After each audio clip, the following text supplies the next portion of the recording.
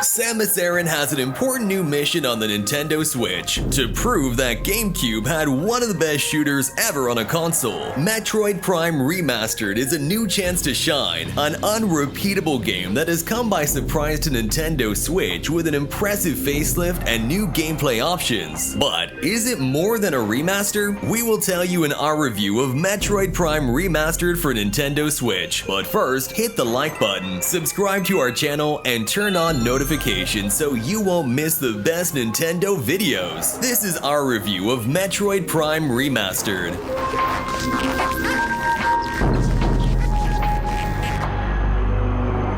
Nintendo and Retro Studios hit the nail on the head on GameCube with Metroid Prime, the goal of bringing a series that had traditionally been two-dimensional into 3D was a difficult task, but as expected, Retro Studios managed to adapt and evolve the Metroid experience in an outstanding way. Metroid Prime Remastered for the Nintendo Switch is a proving ground for the studio to test the console ahead of Metroid Prime 4. Now by this, we mean that taking the original GameCube game as a base, it has been used to test what works and what doesn't. In Metroid Prime, we take the role of Samus Aran, who investigates the movements of the space pirates in search of a powerful energy source, Phazon. This substance is capable of mutating living beings, and the space pirates are using it to become stronger. Samus's mission will be to stop these experiments that are endangering the galaxy. At the same time, however, she will have to investigate the Phazon's capabilities as an energy source. Although the game does have quite a few cinematic cutscenes, they are not used as the main narrative tool. In this game, it is the world the one that tells the story. Using Samus's scanner, we can read lots of files that tell us what happened at each point. The game pushes the plot along with its own events, never letting the intensity drop and making it more and more powerful. Now, it is overwhelming how much information and text we can get from the environment thanks to the scanner. Everything will be recorded in the game's files, so it's a real treat for players who like to get 100%.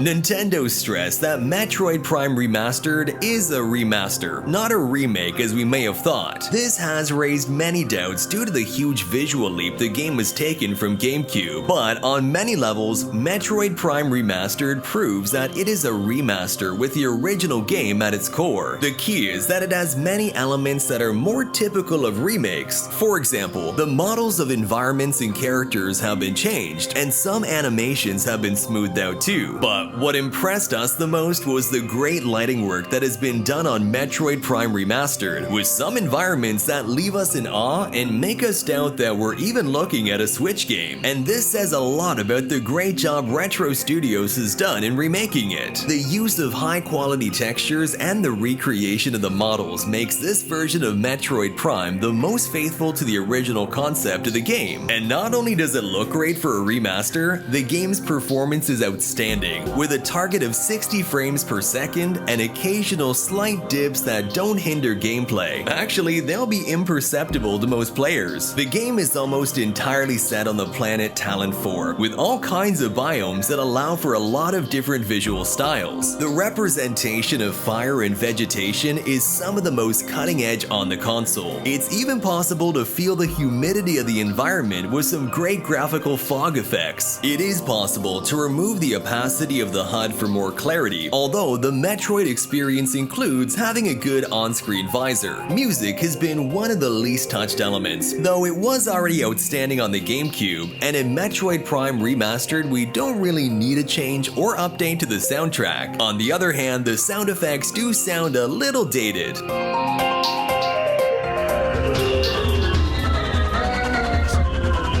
Nintendo has gone out of its way to make this remaster of Metroid Prime worthwhile, though not by overstretching itself and taking time away from more important developments. These improvements include a reimagining of Metroid's controls to suit the Nintendo Switch and modern times. We've already seen plenty of shooters on the console taking full advantage of the motion control's capabilities. Metroid Prime has done it in its own way, with a new control style called Dual Stick. Now we can play by moving the camera with the right stick and Samus with the left stick, but we can also add motion control to this recipe for a finer control. Beyond the fact that we can lock onto enemies and rotate around them to make it easier, the feel of the game is very satisfying with its control system. In case you're looking for a different type of control, options have been included to make it similar to Wii's Metroid Prime trilogy, hybrid controls, and a classic control that, while we don't think many gamers will be convinced, is available for those who want to use it. Metroid Prime is an adventure, exploration, and shooting game, an explosive mix that we've only seen in the Prime saga, and which takes some of its cues from the classic 2D Metroid. There will only be one path to follow, although we will be able to explore the environment to get upgrades for Samus. This gives quite a bit of freedom and will force us to explore, in a very clever and subtle way, the game's excellent environments. The player is constantly shown paths where they can't pass or suspicious aesthetic elements, so that as they progress through the adventure, they can investigate how to interact with them. The best thing is that, unlike other games in the series, Metroid Prime doesn't artificially close off paths, and the entire map can be explored at any time if you have the necessary tools, so no wall's gonna conveniently fall down to block your path, except in some combats, giving the game a very natural feel.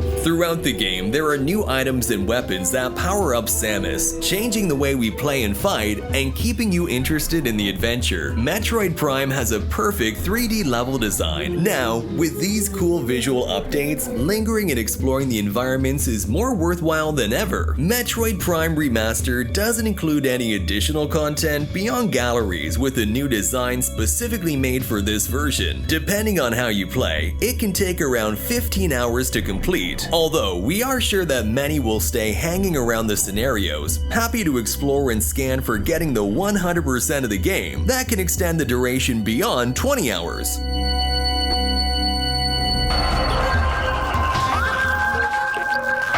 It seemed impossible that we'd end up doing a review of Metroid Prime Remastered for Nintendo Switch. We've waited a long time to see the return of the Prime franchise to a current Nintendo console. This remaster of the original game could be considered a hybrid between a remake and a remaster. It has all new elements, including models and lighting, but at the same time, it has other elements that are more restrained, but do not clash with the rest of the title or the Switch catalog. The result is an exceptional game, impressive on every level, and proving that the Metroid series is much more than just good classic 2D games. It also reinvents the concept of three-dimensional adventure as a first-person shooter that focuses not only on action, but also on exploration. The best part is the facelift to the control system. We thought the inclusion of motion control was great on Wii, and now it's been refined to make it second to none. Having an adventure as big as Metroid Prime Remastered in the palm of your hand and at a reduced price leaves us with huge expectations for what retro studios will do with the series next. With this starting point, Metroid Prime 4 promises to be spectacular. What about you? What did you think of Metroid Prime on Nintendo Switch? Leave us your thoughts in the comments and subscribe to our channel so you won't miss our next Nintendo and Switch videos. See you next time!